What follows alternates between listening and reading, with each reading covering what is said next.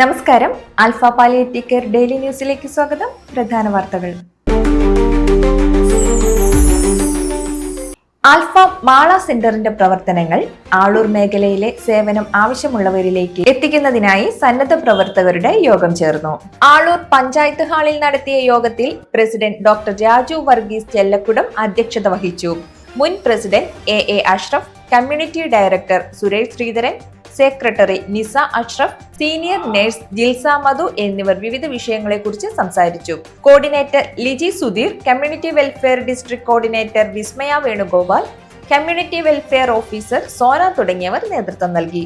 സെന്ററിന്റെ കമ്മിറ്റിയിലേക്ക് പ്രതിനിധികളെയും തിരഞ്ഞെടുത്തു. ആൽഫ പാലിയേറ്റീവ് കെയർ ജൂനിയർ നഴ്സുമാർക്കുള്ള ആശയവിനിമയ പരിശീലന പരിപാടിയുടെ രണ്ടാമത്തെ ബാച്ചിന്റെ ആദ്യ ക്ലാസ് നവംബർ 12 ബുധനാഴ്ച രാവിലെ 9:30 മുതൽ വൈകിട്ട് 3:30 വരെ എടമുട്ടം ആൽഫ തറവാട്ടിൽ നടക്കും. വിവിധ ലിങ്ക് സെന്ററുകളിൽ നിന്നുള്ള 10 പേരാണ് പരിശീലന പരിപാടിയിൽ പങ്കെടുക്കുകയെന്ന് medical director doctor Jose Babu അറിയിച്ചു.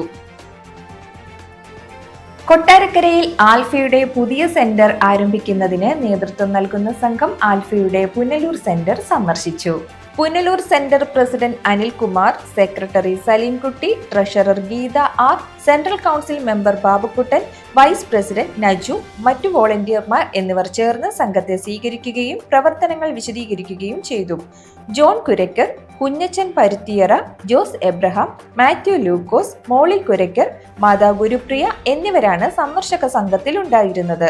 Community welfare district coordinator Akshay Babu നേതൃത്വം വഹിച്ചു. ഇതോടെ ഇന്നത്തെ വാർത്തകൾ അവസാനിക്കുന്നു. ജയ് ഹിന്ദ്.